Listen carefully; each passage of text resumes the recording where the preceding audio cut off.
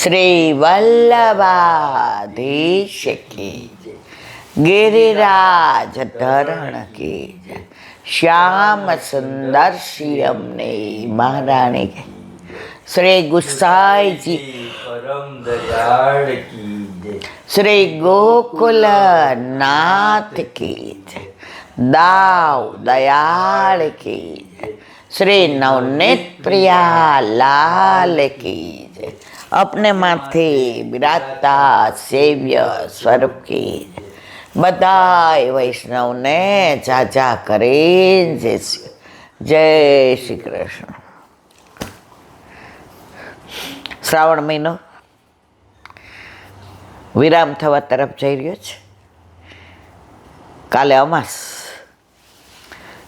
પરમ દિવસે બેસતું વરસ. પણ પુષ્ટિ માર્ગમાં કાંઈ ઉત્સવ વિના હોય જ નહીં. હવે રાધાજીની બધાય બેસશે 4મી તારીખ થઈને, અને પછી એનો સત્સંગ અને એની વાતો. આ માર્ગ એક જ એવો છે જે ઉત્સાહથી ભરપૂર છે. અહીંયા ઉદાસી નથી, ઉત્સાહ છે. અહીંયા ક્રિયા નથી, અહીંયા ભાવ છે. અહીંયા નિયમ નથી, અહીંયા પ્રેમ છે. અને અહીંયા ઠાકોરજી મંદિરમાં નથી, ઘેર છે. સબ મિલ આવો રી આવો તો મંગલ ગાવો રી ગાવો. ગુસાઈજી એ જ વસ્તુ કહે છે કે બધા ભેગા થઈને આનંદ કરો. પુષ્ટિ માર્ગમાં પ્રગટ્યું છે કોણ? નંદ ઘેર આનંદભાઈ કે કૃષ્ણ ભયો નથી લખ્યો. કીર્તનમાં તમે જેટલા અષ્ટસખાના જોશો, આનંદ કંદ, નંદન કંદ, કૃષ્ણ ભાગ્યે જ આવતું હશે. પણ જેટલું આનંદ ને વલ્લભનું ગોસાઈજીએ મુખ્ય 3 નામ આપ્યા. શેમાં? સર્વોત્તમ સૂત્રમાં. એમાં મુખ્ય 3 નામ કયા? આનંદ, પરમાનંદ અને શ્રી કૃષ્ણ શ્યામ. આ 3ના 35 એટલે 108 થાય.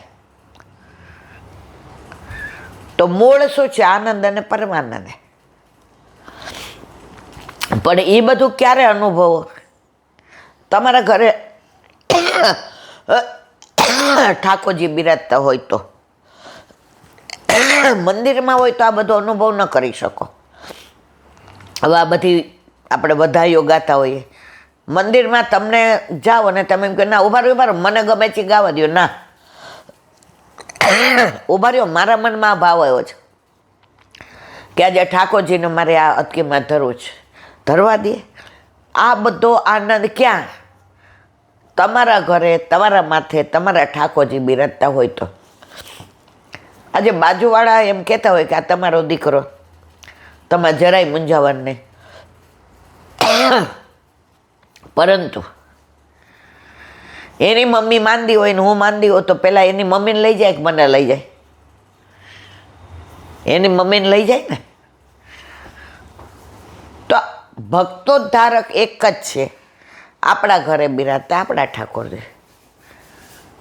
તો અત્યારે હવે મંગળવાર સુધી બાળ લીલા ને ઢાઢી લીલા ને આ બધા પદો. પછી 4મી તારીખથી ને રાધા કા નામ અણમોલ બોલો રાધે રાધે. રાધા કા નામ અણમોલ બોલો રાધે રાધે. તો હવે અઠવાડિયું રાધાજીની, વૃષભાનંદીજીની, સામનીજીની, પ્યારુજીની વધાઈ. એ કેમ અઠવાડિયે?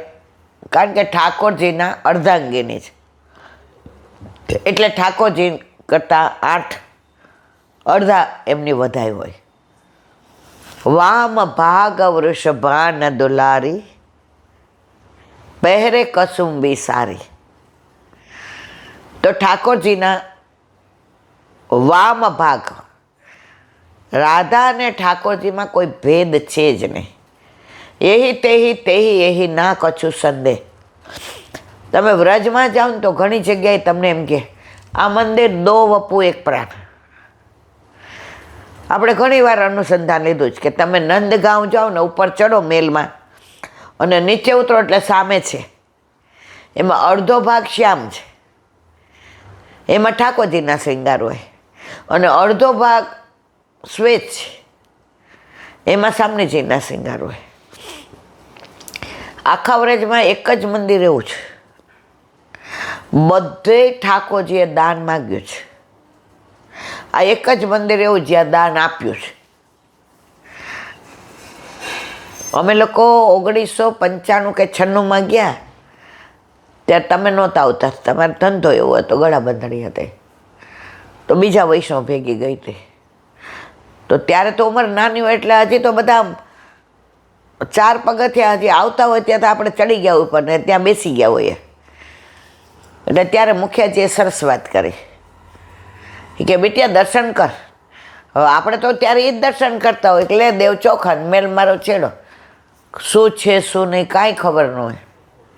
ક્યાં કરતી હે દર્શન બોલ, આ દર્શન ક્યાં છે? તમે ગહેરે વનમાં મહાપ્રભુજીના બેઠકજી દંડવત કરો સન્મુખ થઈ,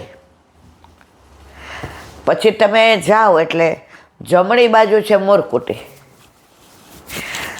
અને પછી તમે સીધા જાઓ ને તો ઓલો હિંડોળો આવે છે મોટો ઊંચો, એની સામે જે મંદિર છે ને ત્યાં જ, અને પછી લાડલીજીનું મંદિર આવે. તો ત્યાં બેઠા હતા એ કે બેટિયા દેખ ये ठाकुर जी एक ही सारे ब्रज में ऐसे है, सब जगह लकोटी फेर के कंकरी मार के दान गोपियों से अपनी इच्छा अनुसार लिया था. ये एक स्वरूप ही ऐसा है. જ્યાં ઠાકોરજી દાન આપે છે એટલે ઊભી થઈ ગઈ. હવે મારે કેવું નથી, આ વખતે જેટલા પરિક્રમામાં જાઉં ને લીલી પરિક્રમામાં,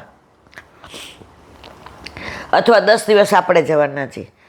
હવે મારાથી તો બહુ ચલાતું નથી એટલે હમણાંથી તો હું 2-3 વર્ષથી ત્યાં ગઈ જ નથી. હું વલ્લભના બેઠકજીએ દર્શન કરી અને નીચે ઉતરી જાઉં ને પછી ગાડીમાં લાડલીજીને મંદિરે જાઉં.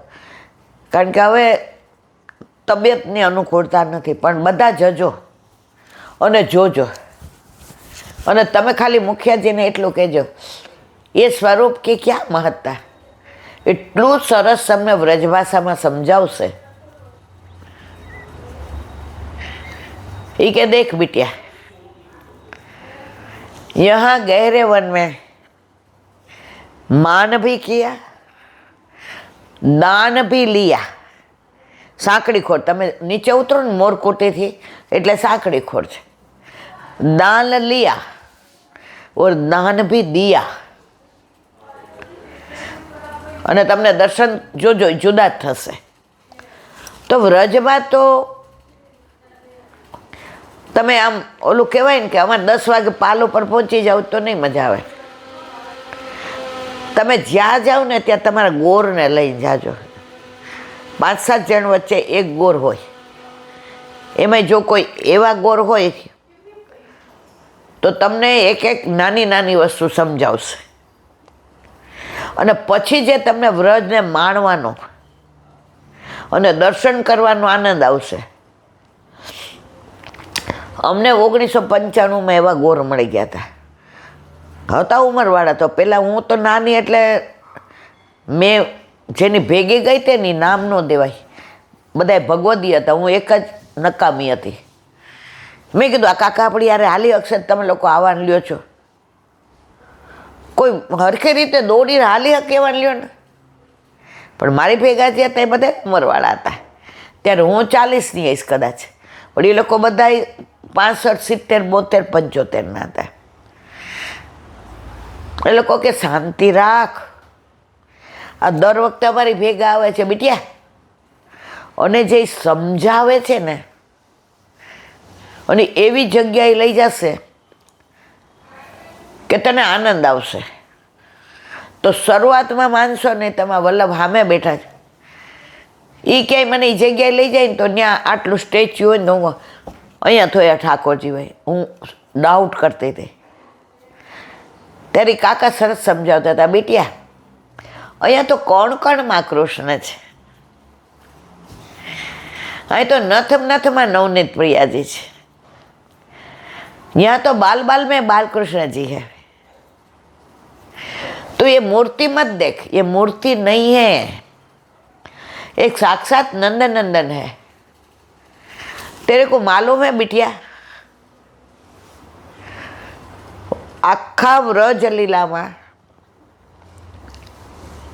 વાત્સલ્ય ભાવથી નંદાલયમાં યશોદાજી શણગાર કરે ઠાકોરજીને એવરી ડે. અને નિકુંજમાં સામનેજી કે ગોપીઓ, ઠાકોરજી એક જગ્યાએ પોતાના હાથે શ્રૃંગાર કરે, તને ખબર છે? મેં કીધું ના. જો તમે વ્રજવાસી ગોર લ્યો ને, અને જે આવા ઉંમરવાળાને જાણીતા હોય ને, તમને બધું સરસ સમજાવે. મેં કીધું નહીં. અને ત્યારે છે ને ભગવાનને જાણવા ગયા હતા કે ખરેખર વ્રજમાં ભગવાન છે. એ આતુરતા હતી, ત્યારે સમજણ નહોતી કે તમારી દ્રષ્ટિ હોય તો મળે, બાકી તમને ગંદકી જ લાગે. હા, હું પગ ઊંચા લઈને હાલું, એ મારે સામું જોવે. बेटा तेरे पाँव में छाले नहीं पड़ेंगे, ये गोबर है, गाय का गोबर, ये भैंस या भेड़िया का नहीं है, ये गैया का गोबर है. ठाकुर को भी ये गोबर बहुत पसंद है, रख दे पाँव. હવે ત્યારે ઉઘાડા પગે અમે પરિક્રમા કરતા હતા, હવે તો કોઈ સવાલ જ નહીં. પછીની કરીએ તો ગાડીમાં જ કરી, ત્રણે ત્રણ.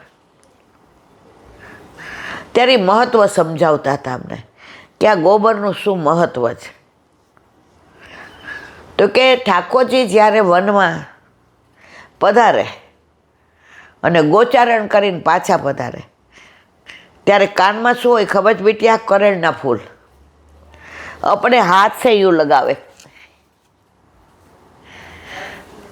और सिर पे मोर चंद्रिका और गले में गुंजा की माला. ये सब श्रृंगार कौन करता है? सामने जी. मैं कीधु ना. यशोदा जी ना, अपने आप करते हैं, ये सबका अंगीकार करते हैं. ठाकुर को जो धरते हैं वो सच्चा ही बन जाता है. हम कहते हैं कि सच्चे फूलों की माला करो, लेकिन हमारो ठाकुर तो विरुद्ध धर्माश्रयी है. अपन को वही बतावे कि सच्चे फूल के गुलाब, मोगरा, चमेली, केतकी, कंद, अपराजिता. अपराजिता એટલે કોયલ, वासंती, डोलर. लेकिन जो जब अपने आप करते हैं तो देख बेटिया, करण का फूल क्या है? सच्चा है. तो ठाकुर जी जो मन में सोचते न, वह का अंगीकार करते हैं. लेकिन जब हम गुरु की आज्ञा प्रमाणे करते हैं तो रीत से करते हैं. वहाँ के लिए तो वल्लभ ने बोला है, सेवा कृति गुरु रागना बाधनम वाहारी छया. बोला है कि नहीं? ત્યારે અડધું સમજતી હતી, અડધું ઉપરથી જતું હતું. પછી જ્યારે પરિક્રમા કરીને આવ્યા એટલે મેં ઓલા ભગવદીઓ જેની ભેગી ગઈ હતી એને મેં કીધું, મેં તો મારી સમજવામાં બહુ ભૂલ હતી. યુવાની આવું દોડે ને આ કાકાને કેમ લીધા ને, પણ એમની પાસે જે જાણવા મળ્યું ને એ બીજા પાસે ન મળે.